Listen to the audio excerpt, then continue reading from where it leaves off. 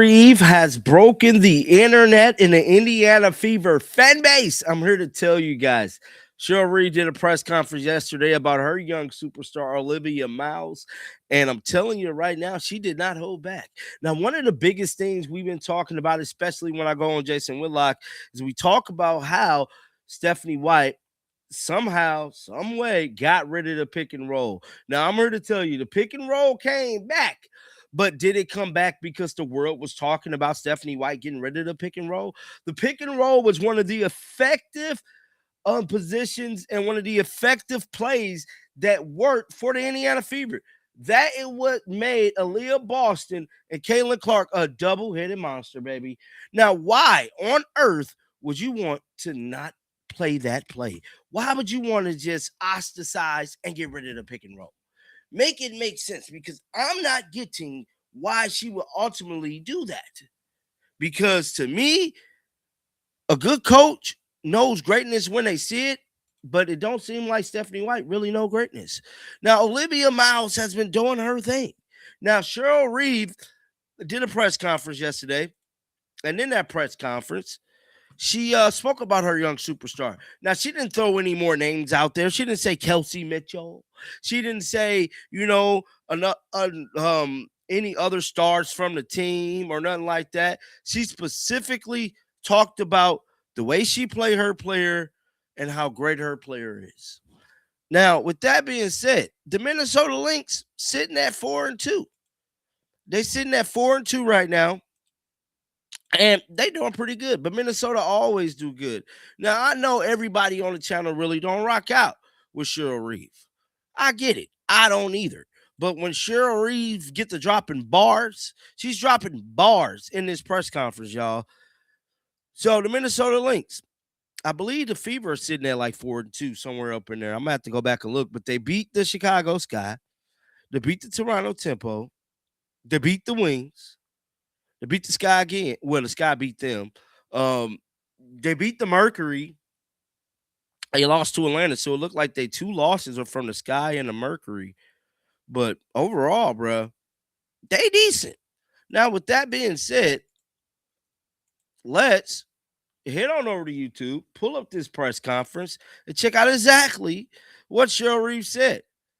Just like I stated, man, I'm not a big fan of Cheryl Reeves. Not at all. But we shall listen to this. Just availability and like how is Ola doing, and is that I guess She's doing well. Yeah, she's doing well. Can we expect to see her? I'm gonna let the trainer clear her before I say anything. Yeah. Or you can check her game notes apparently. Speaking of that, I wanted to ask, how is Dorka doing? Dorka's doing great. As is feet. They're progressing. Yesterday I was circling around. I said with Liv, the pro game really suits her. Yeah. Yeah, I think she just has a maturity about her, right? So pick and roll game is obviously a lot of the pro game, but I think even more than that, I think some of the hardest things to teach players when they come into the league is about tempo and pace.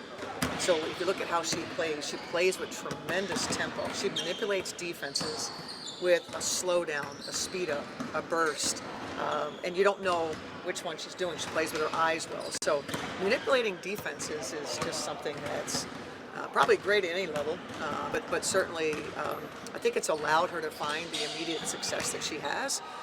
She's physically ready, and I think those are usually some of the challenges for players.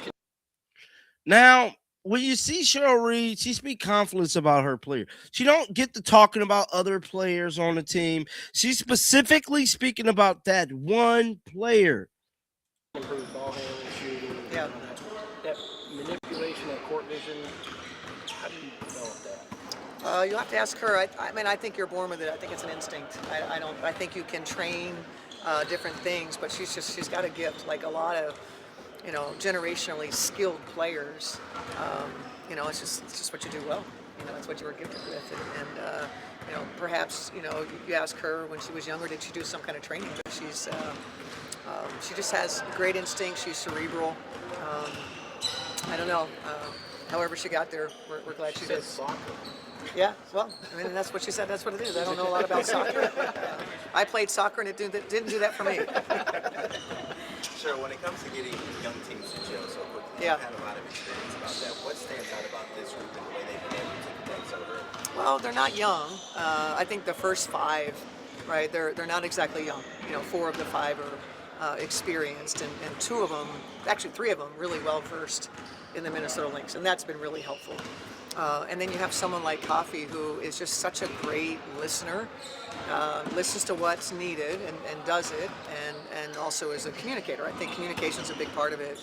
And then you have Liv. So I think our first five really have the chemistry, and then the others we're bringing along. For them, it's just familiarity. Now that group is new, right? Not necessarily young, you know, like Tony's not young, but just new, and so that takes a lot of work. And I always think that, you know, at the root of all of that is your ability to communicate, whether it's offense or defense. If you're running around not communicating, everything is hard. It doesn't matter what it is, and so the chemistry can be developed faster if that's their mindset. You got to connect with what's happening. Something you mentioned, I think maybe yesterday, about right now kind of operating the space where your backup bigs are those developmental players. I guess something that I don't know if it's totally clear is, are those 12 games that they have per spot or per player? It's 12 games per player, player. so they can play 12 games with a team and then go play 12 games for another team. Each team gets a total of 24 games, no more than 12 for a single player. And so we've played 6 games, and we've used 6 games, which is not sustainable if you look at a 44-game schedule. With that extra roster spot, Yeah. I guess And the development spots? development Yeah.